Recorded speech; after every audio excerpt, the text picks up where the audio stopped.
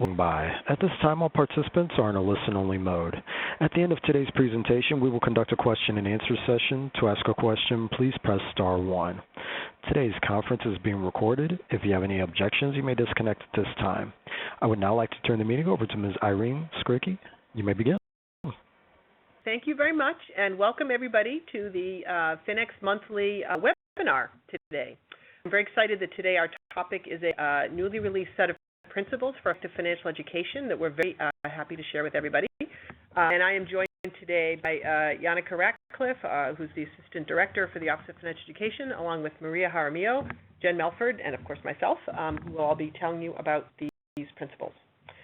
So as we get started, we'll do our usual disclaimer, which is that this presentation is being made by CFPB representatives, but it does not constitute legal interpretation, guidance, or advice by CFPB, and any opinions or views stated by the presenter are the presenter's own and may not represent the Bureau's views. So I think probably most of the folks on this call know who we are, but I'll just always say a couple words to get started about the CFPB. We're a federal agency that helps consumer finance markets work by making rules more effective, consistently and fairly enforcing those rules, and empowering consumers to take more control of their financial lives.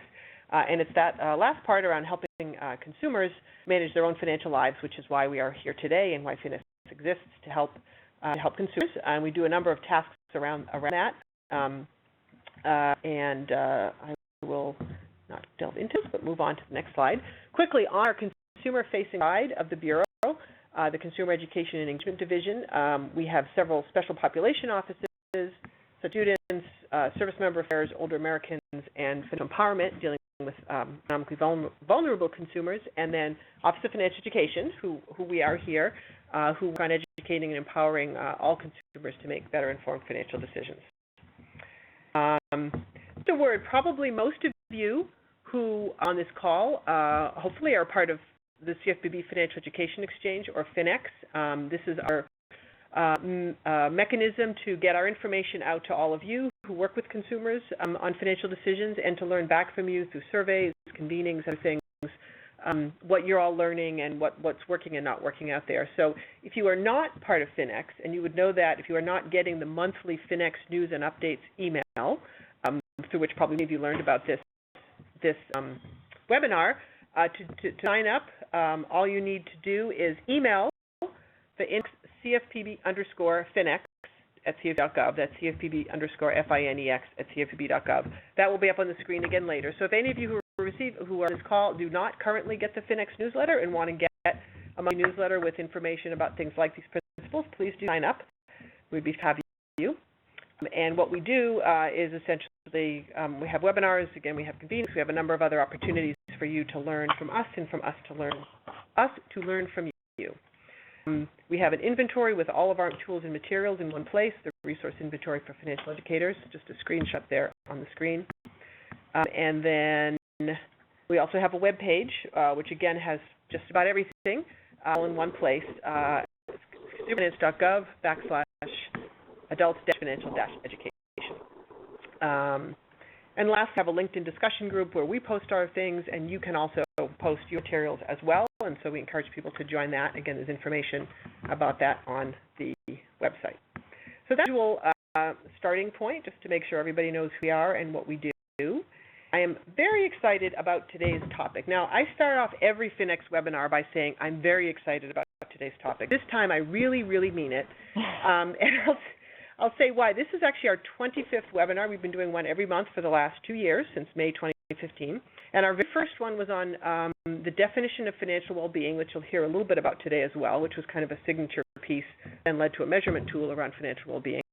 And this kind of a bookend is principles to help people improve their well-being. So this is kind of how to implement, in some ways, the concepts underlying financial well-being. So I feel like our first and our current webinar nicely capture, I think, some of the things that we're trying to do, and we hope that a lot of you are trying to do as well.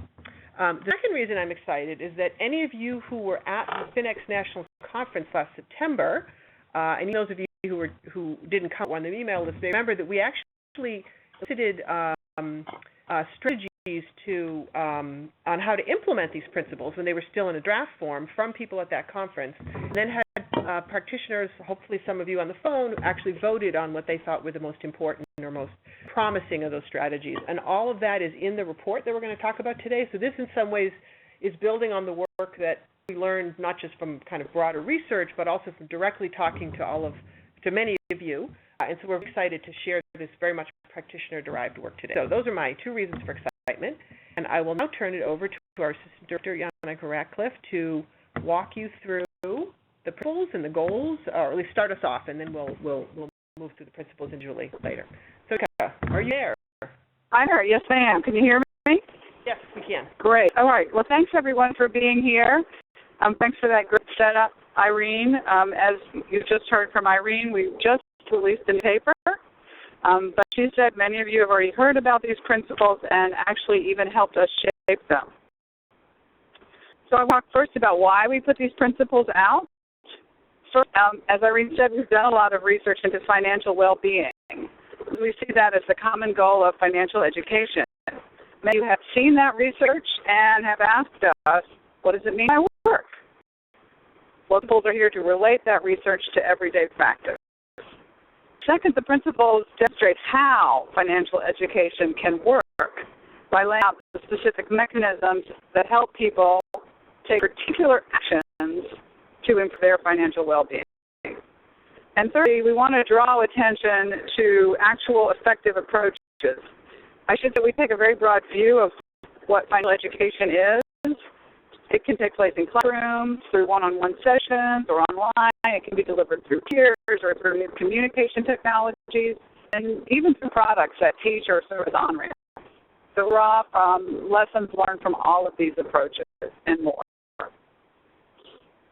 So before to the principles, I want to highlight that these principles are not to be confused with work that many others have done, very valuable work, to identify what are the features of high-quality financial education. And actually, these hold true for financial education of any type, but they're shown in a list here. We affirm the importance of all of these features. The principles are just meant to rest on top of them. On supporting financial action. So what we mean by effective financial education is not just delivering information, rather offering knowledge and skills and pathways that can help people take right action, whatever is right for them.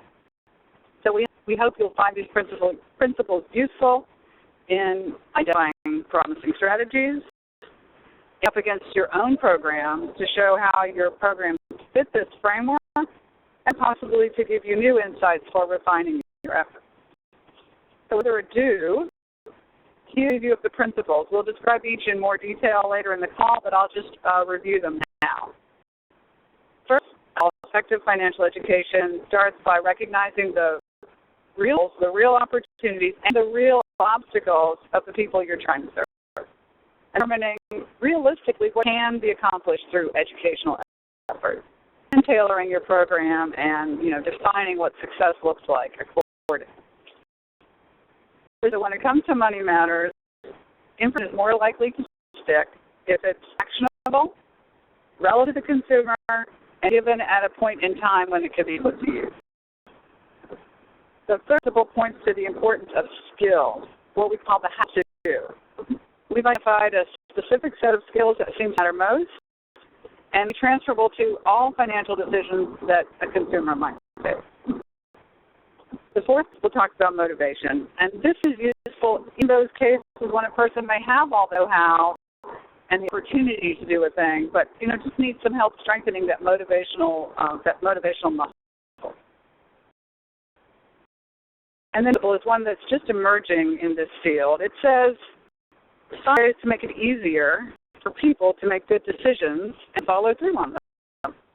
For example, you go through a lot of effort to help a client build knowledge and skills and motivation, say about something like paying bills. Signing for automatic reminders then can help put that know-how into action by help support them in making consistent, timely debt payments even after the educational session is over. Example, and you'll find many more examples later, and in the paper. So in this paper, you can read more about the principles, and we've also looked at a lot of research that provides evidence that show how these different principles work, and includes all the rich examples we got from financial educators such as yourself. Over to Jen Melford. We will continue to seek and value your input and your help in getting the message out about how Fed can make a big difference in people's lives, and I want to thank you for how you've already contributed and how you will continue to do the great work you do. And now, turning it over to Jen. And actually, this is Irene. I'm going to say one thing first, one housekeeping item, or two actually.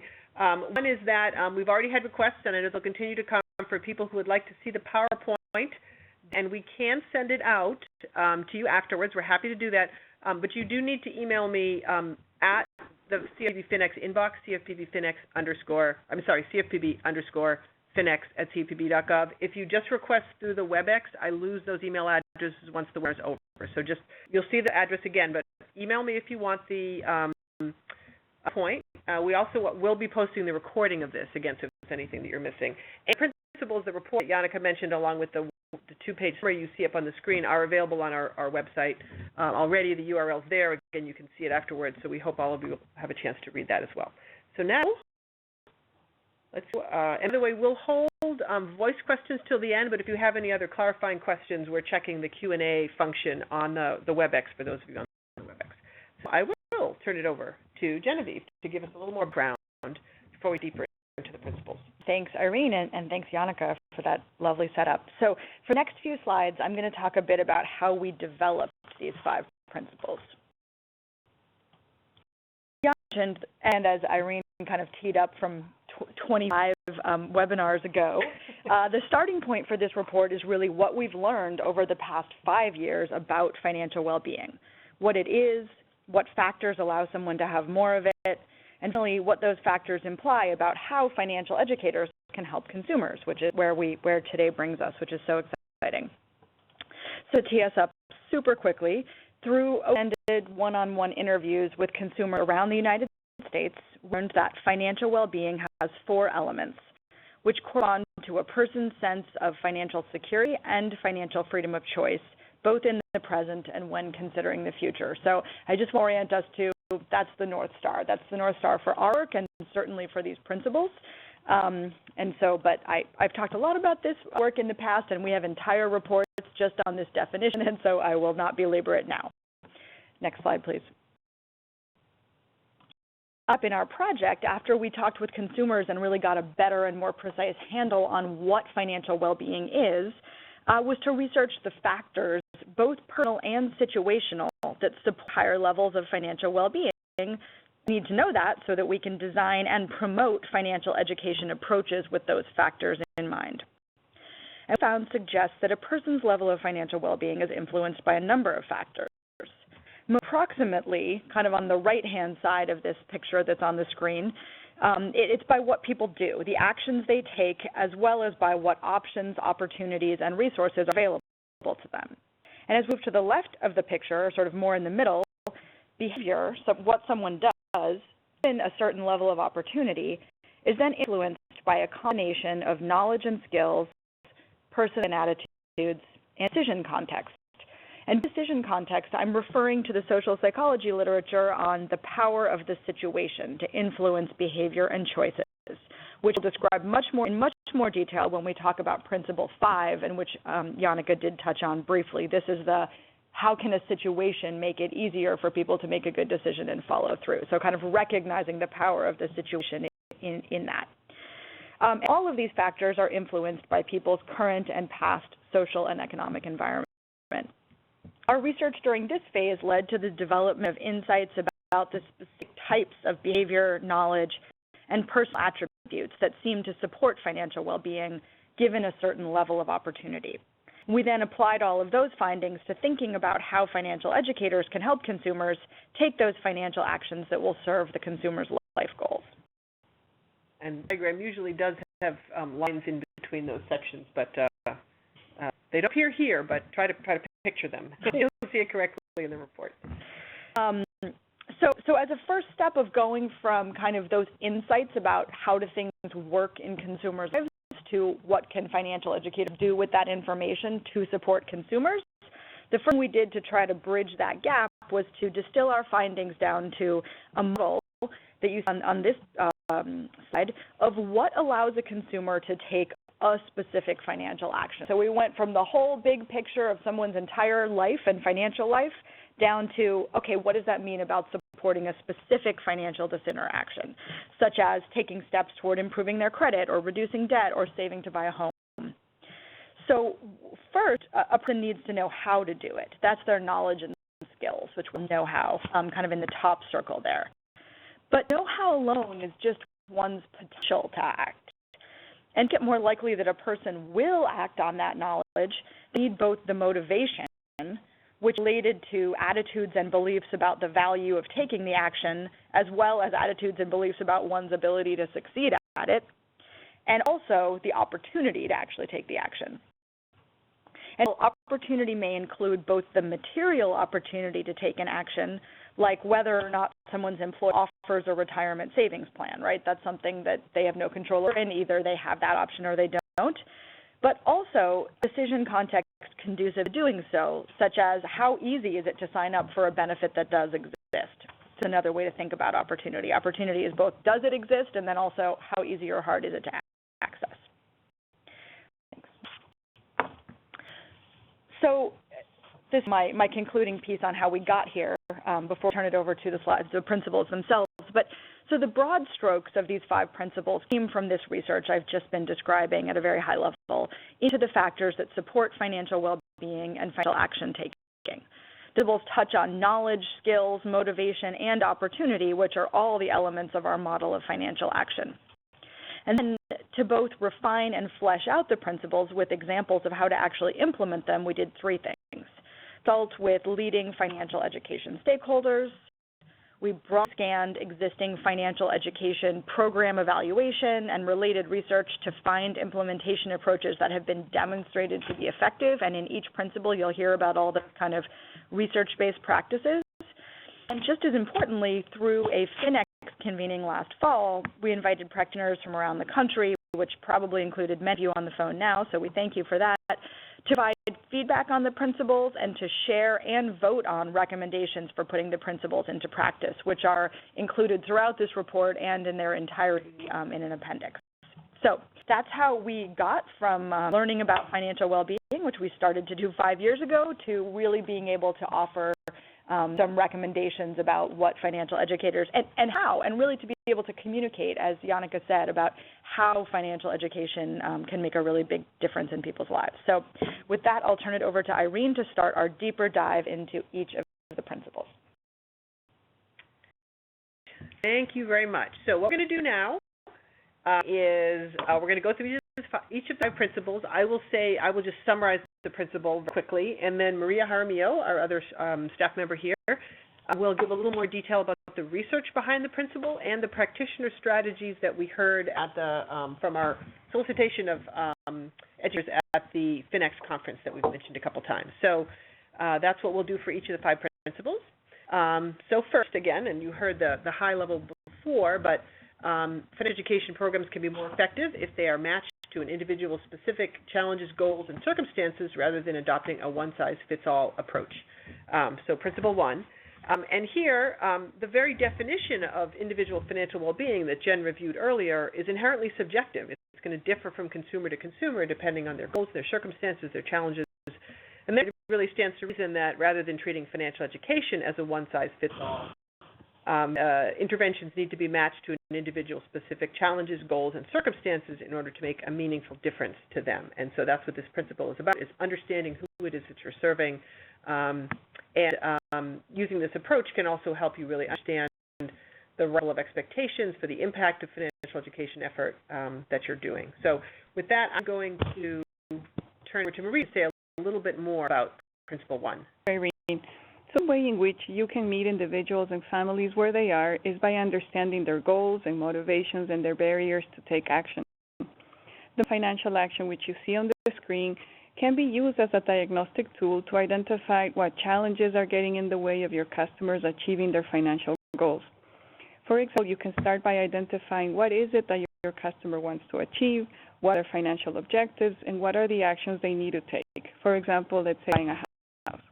You can go to the model and ask, does your customer have the knowledge they need to take the desired action? How much information is needed, and how do we link the information we'll provide to the desired action or financial goal? We inquire if the customer has the skills, or if they know how to do the things, or how to take the steps needed to achieve that desired goal. You ask if your customer feels confident in knowing how to take the steps, or confident in how to do the things effectively, and if they believe that doing these things is valuable. Lastly, you can inquire if your customer has the opportunity to apply their know-how, or if they'll encounter a decision context that is conducive to taking the actions or implementing the financial behaviors they desire to have. Answers to these questions can help identify what gaps exist in the journey of your clients as they try to improve their financial well-being, or what are the obstacles that are getting in their way to achieve their desired financial goals.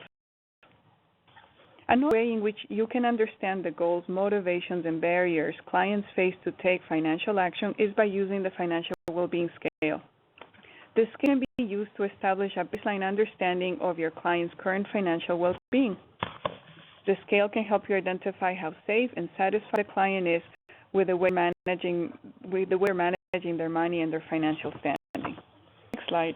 And Maria, before you do that, I just want to note, somebody asked me if the questions you were describing, which are not on the slides, were available somewhere. Yes, they're. It turns out they are in the report. That's right. So those specific kind of diagnostic questions Maria was just, if you go to the full report, you will see them. Oh, look, the person answered. Yay! Okay, now we'll go to the next slide. Okay. So to further develop the principles, as I mentioned, we scanned the growing body of financial education program evaluation and related research. And based on this analysis, we identified programs and approaches that have put the ideas we're presenting in the principles into practice and have been demonstrated to be effective. For Principle 1, we've identified that starting with a needs assessment can lead to better results. For example, workplace financial education program used a pre-test to assess the needs of employees. They adapted the program content to the identified needs and interests, and the program succeeded in increasing the likelihood of employees starting or updating a budget, increased retirement contributions, and decreasing negative financial behaviors such as late bill payments. We also identified that personalized approaches like financial coaching can have positive results, helping individuals improve their financial being based on their particular needs and goals. Great. All the studies that Maria is referencing are also in the report, fully footnoted, so you'll be able to see all that if you want. And through the convening of the CFPB Financial Education Exchange, we did last October financial education practitioners from around the country to provide feedback on the principles. Some strategies they shared with us for put Principle 1 into practice included focus on client-driven goals, in one engagements, practice active listening, avoid judgment, consider the individual served, and be empathetic. Okay. And there's a little bit more detail on some of those in the report. So now we turn to Principle 2, which is provide actionable, relevant, and timely information. And I think all of us would say I think that knowledge is absolutely critical to financial decisions and to financial education. The question really is what kind of knowledge? What kind of knowledge works, and how do we best deliver financial knowledge and content in a way that can improve actual decision making and behaviors? So these three characteristics are the elements that our research showed were important. First, something actionable, meaning something that people can really take action on. What people need to take action is to have very specific details on what they need to do. And so information that's delivered to consumers is most effective when it's highly actionable, including concrete steps needed to achieve the goals. Secondly, information that's relevant is important, so people are likely to pay attention to or absorb information if it is connected to an upcoming decision or to their motivation to achieve something. Timely. Financial information is often delivered, in some cases, too far away from the point in time when someone's going to use it, and people forget. The information fades over time, and so the extent to which it can be delivered as close to the point where it will be implemented is important. So the essence of Principle 2, and I will turn it to Maria to say a little bit more about that. Great. An example of an approach that puts this principle into practice is housing counseling. Several studies have shown the effectiveness of housing counseling in supporting sustained home ownership by relating knowledge to a decision or goal. For example, by providing information about home buying, interest rates, mortgages, and repayment options at the time a person is contemplating buying a home. Technology can be effective to deliver information in small, easily digestible, and timely increments. As evaluated the impact of a text messaging campaign aimed at decreasing the percentage of students planning to go to college but then actually enroll in the fall. High school graduates that intend to go to college and their parents receive text message reminders of college-related tasks delivered right near the task's deadline, and the campaign increased college enrollment. Getting people to concrete, actionable, and easy-to-manage steps can help people translate intentions into action. Next slide. Some of the strategies practitioners shared with us for putting Principle 2 into practice include break financial goals into smaller steps, meet people where they are, connect information to individuals' financial goals, customize or personalize information. Great. Thank you, Maria. Now turning to Principle 3. Principle 3 is improve key financial skills. Again, something everybody I think is doing in financial education is trying to help people figure out the skills they need to move forward. Our research shows that it's really important that there be this action component so that people know what to do with the information that they have. And the components are really having people know how to find reliable information, to know where to start looking for the information that they need to make a financial decision, and that could come from advice from an experienced friend, getting multiple quotes for a mortgage, getting professional investment advice, looking at the right website, but knowing how to find that information is important. Secondly, knowing how to process the financial information to make sound financial decisions, so how to actually work with the numbers to figure out what the right car loan would be to fit their budget. People know how to do that. And then lastly, they need to know how to actually execute the financial decisions to add to their financial plans over the long term and adjust those plans as necessary. So all those are types of skills. To find the information, how to use it, and how to act on it, that is key to this principle number 3. Tell us more. Yeah, so in our research, we identified that financial counseling can support learning skills to successfully take or stick with unfamiliar or difficult actions. A study done by the World Bank Group concluded that individualized financial counseling helped participants undertake difficult actions or tasks had not done before, such as regularly preparing a budget or opening a bank savings account. Practice financial behaviors with specialized financial products can help build skills. Rigorous studies have found that individual development accounts, or IDAs, have been effective in fostering savings behavior in households with little prior history of formal savings. Found that teaching people to use if-then plans and to piggyback desired behaviors on existing routines can improve follow-through and instill habits. In an plan, an individual identifies likely opportunities or obstacles and then specifies what they will do when the opportunity or obstacle arises. This makes it more likely that the person sees opportunities and not be deterred by obstacles. Simplified, memorable, and actionable guidelines can help people learn new ways of managing money. A study performed under contract with the CFPB sent catchy email messages to people who carry debt on their credit card from month to month, encouraging them to use cash instead of credit for purchases under $20. The messages were found to modestly reduce the participants' revolving debt on credit cards at a very low cost to implement. Next. If anyone wants to know more about that, we did our January webinar was on that, managing credit card spending that Maria just mentioned. Great. And then some of the strategies that practitioners shared with us for putting Principle 3 into practice included: provide opportunities to practice and experience, use technology like expense trackers, goal trackers, or online coaching to help build skills, deliver information, and maintain attention and follow-through. Emulation and experiential learning let people practice making financial choices and experience consequences in a safe environment. And help people learn about how to do research, demonstrate the value proposition of comparison shopping, for example, that the time that people use to compare products will result in savings. Okay, now we're up to Principle 4, gaining momentum here. Principle 4 is build on motivation. So personal characteristics and traits, which we collectively refer to here as motivation, also influence behavior. They influence it both directly, but also play a role in sort of mediating the connection between knowledge and behavior. Our research points to specific types of motivation that programs, financial education programs, can help to build in order to effectively improve financial well-being.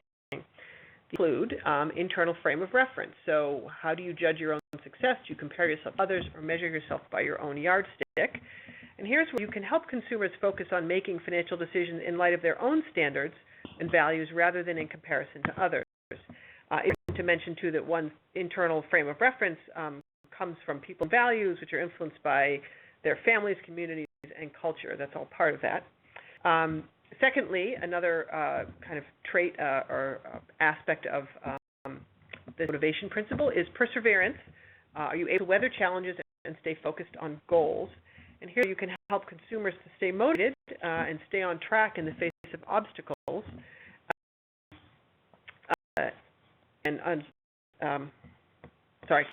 Face of obstacles and kind of on when you are running into problems. And lastly, the confidence to take action, also known as financial self-efficacy. Here's where you can support consumers' belief that they are capable of influencing their financial outcomes and achieve the goals they set out for themselves, and that the actions necessary to do so are appropriate and possible for them to carry out. So you're motivated to try to do something if you believe you can be successful. I know I've heard a lot of financial educators talk about that sort of financial confidence. So that's what goes into Principle 4, and Maria will say a few things about the research behind that. Great. So what we identified is that framing financial decisions to highlight its connection to a personally important goal help inspire people to take action. We had social workers seal a targeted amount of savings in an envelope to encourage participants' savings for the long term. The social workers put the savings of some households in blank envelopes and the savings of other households in envelopes that had the pictures of the household's children. Those who had savings in an envelope with pictures were less likely to open and spend the money than those who had savings in a blank envelope. Financial coaching helps people tap into their own strengths and work towards their goals while building self-efficacy. A study, rigorous evaluation of financial coaching programs contracted by the CFPB found that coaching can help improve various aspects of financial well-being. For example, on average, people offered access to coaching increased savings, reduced debt, increased credit scores, and were more likely to pay bills on time. So small victories with tangible results can keep people motivated for the long haul. In the case of paying off debt, for example, there is some evidence that people may be more successful in becoming debt-free if they pay off debts from smallest to largest, rather than focusing on paying all debts simultaneously or paying off higher interest rate debts first. This is believed to work by giving people a greater sense of accomplishment and progress on their way to reach a larger goal. Implementation planning can help people take the steps needed to accomplish a goal by spelling out in advance the when, where, and how of what they will do to reach that goal. I found that self-employed individuals who engage in implementation planning, such as filling out a tax preparation worksheet before going to a tax preparation session, receive substantially larger refunds on average than those in a control group. And finally, peer support programs connect participants to a peer group in which members are encouraged to share their experiences and challenges with one another. Participants may derive support from the group setting while also feeling a certain degree of accountability for results. Then, talking about what practitioners shared with us in terms of strategies for putting Principle 4 into practice, this included: celebrate success, find what motivates the person you're serving, start with one thing. Get one thing done in the first interaction with a participant, such as getting the person's credit report. This helps the person feel the satisfaction of accomplishing something and take the first step.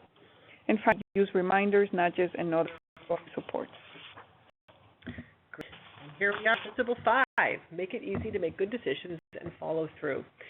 This one is really in some ways the hardest to describe. We've referenced it a couple times before, both Yannicka and Jen, and I think possibly Maria have mentioned it.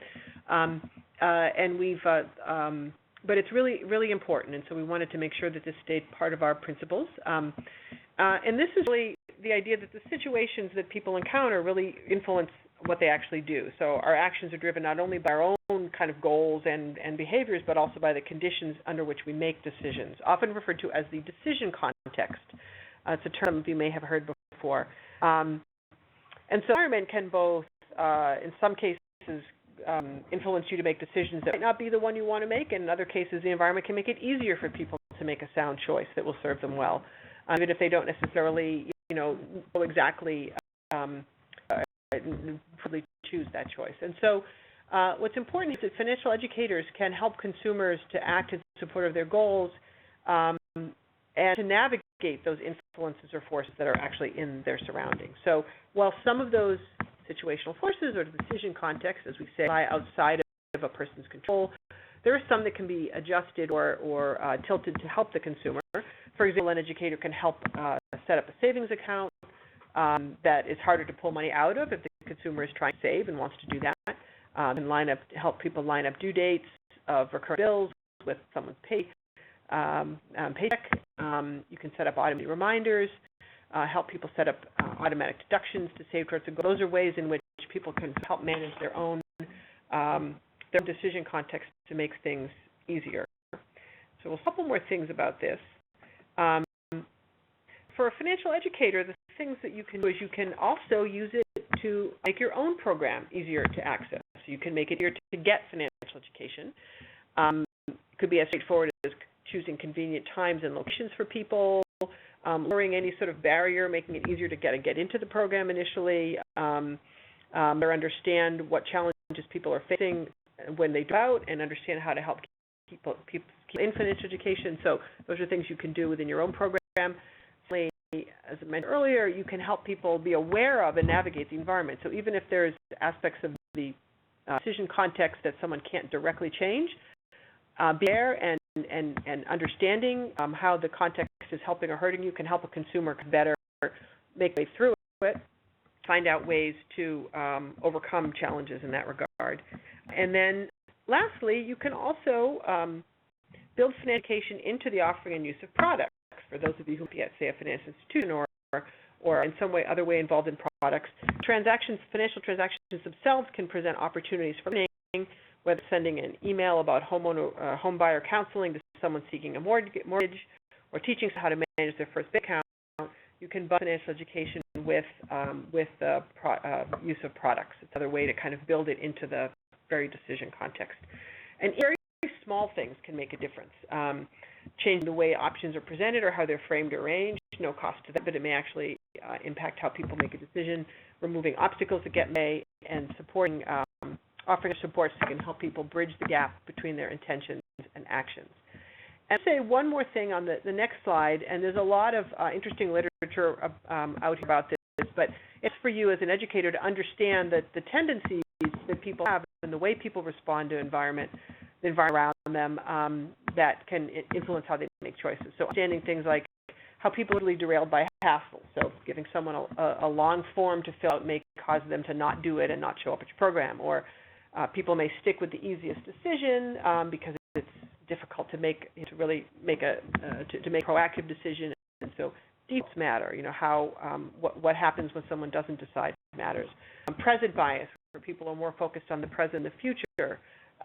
Mental accounting, where you may see money differently depending on how you've planned to spend it, and to salient information. It took me years to learn what salient meant, but it means what is really in front of you, what's the most obvious, and so people may miss disclosures buried in small print. So knowing all of these things can help you structure programs and help people navigate that going forward. So that was a long introduction, but Maria will say a few more things about this, and we'll have gone through all the principles. Maria. Great. So with regards to what we know about what works in the decision context, we found that studies of programs that embed financial education into mandatory training for Army enlistees, into the workplace, and into programs for employment training and income assistance for low-income seekers, they have demonstrated positive financial outcomes when compared to similar groups that did not receive financial education as part of the training or service delivery. Making access products that support the person's goals can also be effective. A Washington, D.C. youth employment program made it simple for youth participating in the JOBS program to open accounts and set up automated savings transfers. An important percentage of participants open new accounts, sign for the direct deposit of their paycheck, and for the automatic savings feature. The study compared enrollment rates in a 401k plan for employees who were given the option to sign up for the program when hired, that is, the program was presented as an opt-in option, with those of employees who were automatically enrolled in the program and instead could choose to opt out of the program. Advantage of the tendency toward inertia, the status quo bias, which Irene mentioned, automatic enrollment resulted in significantly higher participation rates. The Save or SMART program gave employees the option to commit in advance to allocate some of their future pay increases to our retirement savings. The average savings rate for the program participants increased substantially. By not reducing employees' current income, the SMART program avoided present bias. It helped employees overcome hassle factors and inertia by enabling them to sign up in advance immediately after learning about the program and 3 months before their next paycheck increase. With regards to presenting, next slide. With regards to presenting information to promote healthier financial decisions, we identify that heightening the salience of key information can have a positive impact. For example, by presenting different information about payday loan costs prominently to different borrowers on a randomly assigned basis, researchers found that certain information, such as the total dollar costs, add up over time, reduce borrowing. A study also found that simple text message reminders were as effective as financial incentives at helping consumers make their loan payments on time. And then, the next slide. The strategies practitioners shared for putting Principle 5 into practice included: make it simple and automatic, embed financial education with other programs, products, or services, perception of financial education training to make it valuable. For example, reframe the incentives or financial rewards people will receive when participating in a program, so this will be more likely to be valued, such as present missed opportunities as a loss. And do a process map of your program and of your program decision points to figure out where there is participant drop-off and what could be changed to maintain engagement and follow through. Great. So that was 5 principles. You've been patient. You've been listening for a long time. We're going to do 2 other things very quickly, and then we'll open up to your questions. But I want to note again, if you have questions or thoughts, you can send them through the Q&A function if you want to do that now, or we'll open up for voice questions in just a minute. So we just wanted to really quickly show you some of the Bureau resources that support these principles, that, again, many tools will cut across different principles, but just to kind of give you a flavor of how you can think about tools that support the principles.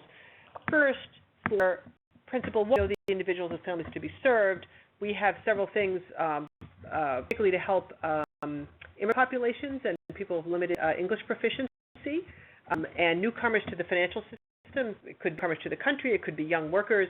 Our newcomers guides, of which there are 4 up on the screen there, along with our financial education program serving immigrants, are examples of tools that are targeted to particular needs and challenges of specific populations.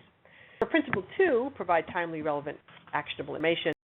We note things we have include the interest rates tool, which gives people real-time, daily mortgage interest rates for people in their approximate situation and zip code, again, to help people understand if they're getting a mortgage rate that sounds like it's within what folks like them are getting.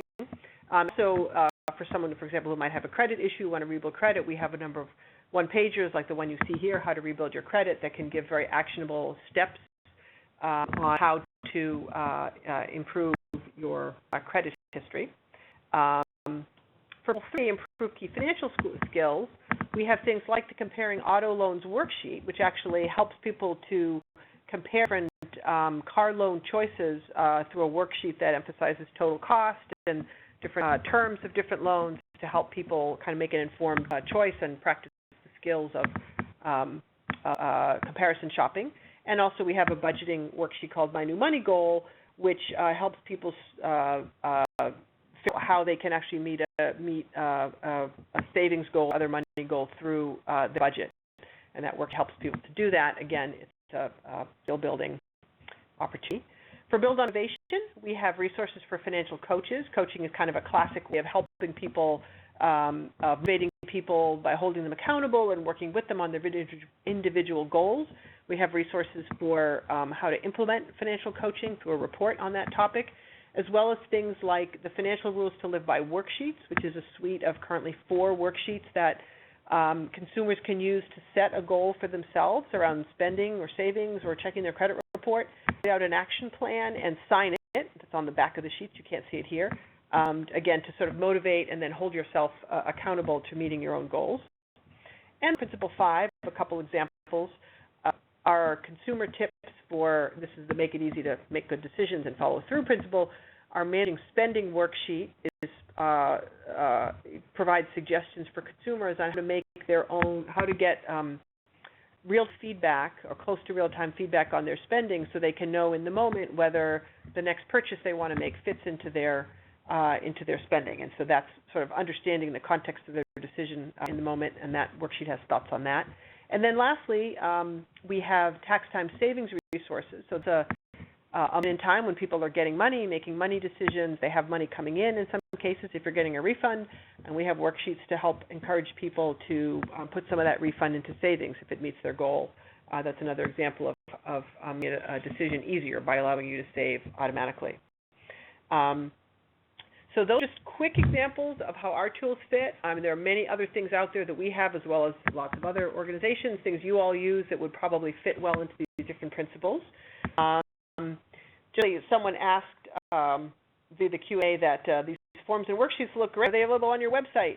And the answer is absolutely, absolutely. Everything you see today is available on our website. Someone else has a link to report. We'll put up the link to the website in just a minute. So we just want to show you those tools to see how some of the things we have map onto the principles. We have one more slide by Genevieve about how to measure all this, and then we will open it up to questions and comments. So Genevieve, our topic. Thank you. Yes, our last content slide here, everyone. So before we conclude the presentation and get into the Q&A, I did just want to say a quick word about advancing effectiveness in our field through measurement. And this is the concluding section of the report, too. So I'm going to talk about this at a really high level, and if any of this intrigues you, feel free to ask questions in the Q&A, but also there's more detail on all of these approaches in the report as well. The whole purpose of this report and these principles that we've been talking about today is to promote and help us all communicate about effectiveness in financial education. And if we as a field are going to continue to advance our collective understanding of what works, we have a way to measure and communicate the effectiveness of different programs and approaches going forward. So, we wouldn't be able to, be presenting you with all of these tested and demonstrated strategies today if someone had not already gone to the trouble of doing the measurement and doing the research to demonstrate that it works. And we're grateful to everyone who's ever done that, which is probably many of you as well. So in the report, we lay out 3 potential approaches to this type of measurement. They're shown here on the screen, labeled 1, 2, 3, and also the possibility of integrating all 3 approaches to describe and measure a full programmatic theory of change. The approaches are, first, focusing on measuring the specific effects a given program is intended to have related to the model of financial action, such as changes to know-how, motivation, or opportunity to take a specific action. And that's very program specific. That would be very much thinking about my particular program is explicitly trying to support action through strengthening the motivation muscle, through teaching new, timely, relevant, actionable information, et cetera. Whatever it is that very specific program is doing, this would be an approach to kind of tracking that in a very specific way around interim changes and is that supporting consumer action taking. The second approach would be measuring a common set of core outcome metrics that would be designed for use across a range of different programs and strategies. And several different ones have been proposed over the last few years. You may have heard of the Financial Capability Scale. You may have heard of CFS Financial Health Work. The CFPB actually very recently, just last month, from our Office of Financial Empowerment, put out kind of a recommended set of 5 core outcomes that could be broadly relevant across all kinds of financial empowerment programs with suggested metrics. So all of those citations I just said are in the report, but those are examples of, rather than focusing on the really specific details of one intervention, thinking more about what's a common set of metrics across programs. Personally, I would recommend doing both and combining it with the third. That's my preferred approach, but these are all options. And the final one would be the ultimate and common goal of all financial education strategies, which we believe to be improvement in financial well-being. And we at the CFPB have developed a short and simple tool to measure individual financial well-being, which is available on our website. So, you could do the full thing of change from I'm helping strengthen the motivation muscle, the downstream effect on financial health and capability is the following, and then ultimately improvements in financial well-being. You could do all of those things or choose one or more of those approaches. So I leave that there and happy to discuss any of those later, and I will turn it to Irene now for the Q&A. Thank you. Great. Well, thank you, everybody. That was a lot of listening. We appreciate all of you who have stayed with us through all of this. So what we're going to do now is turn to, we've got a few minutes for questions, comments, thoughts. Just note that I put up on the screen now, in particular, the middle line there to sign up for Finex, but also if you want the slides, again, that address, CFPB_Finex@cfpb.gov, and I can send you these slides, the deck after the webinar, so you can see all that. So almost all the resources we put up today, you could get on the Adult Financial Education page. That URL is up there. I will admit, though, that the principles paper is not there yet because we haven't. It came out last week, and we haven't yet gotten it up onto that page. So you may have to just go to our main page and put into this function 5 principles or principles. It will come up, but it will be up there eventually. So let's open up for questions. Operator, can you tell people how to ask voice questions? And then I'll also be reading a couple of questions we've gotten via the Q&A function. Yes. At the time, if you would like to ask a question, please press star 1. Unmute your phone and record your first and last name clearly when prompted. Your name is required to introduce your question. To withdraw your question, you may press star 2. Again, at this time, if you would like to ask a question, please press star 1. So what I'm going to do is read the one question we've gotten through Q&A while people particularly are requesting to do a voice question. And this is a very interesting question and not an easy one. Has asked, is there any research done by the CFPB around limiting beliefs? Given the population we serve, we find that limiting beliefs is choking all the motivations, inspiration, and incentives we offer. Wow, that's a powerful statement. So people having beliefs, I assume that they can't succeed or don't have access or whatever. So do we have anything to say on that? That's everyone's shaking their heads very hard. It's very interesting and valuable. I mean, what we're doing is looking at the emotions around money and how family influences and friends influence your financial decisions, but we haven't looked at limited beliefs. I think it's a really good point.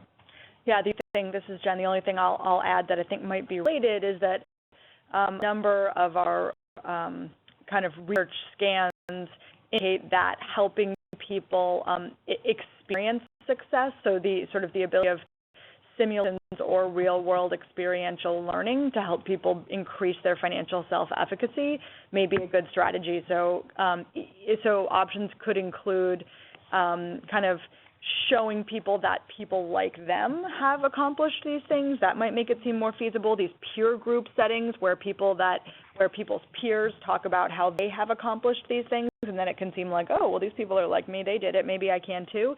And then the other option being helping people, like sort of holding their hand through actually successfully completing a financial action could be a way to boost their self-efficacy as well. I think that also this idea of small gains and then bring success, even if it's small, there are little steps. Yeah. Let me ask, operator, do we have any voice questions? I'm currently showing no questions on the phone line. and I am, for any of you seeing the chat, I had, of course, a typo in my attempt to send out the link to somebody, so I'm sending out the correct one now. There was something missing. That should work, hopefully. I don't have any other Q&A questions now, and we're 2 minutes to close. So I want to thank everybody. Again, I know this was an unusually content-heavy webinar. I hope it was useful.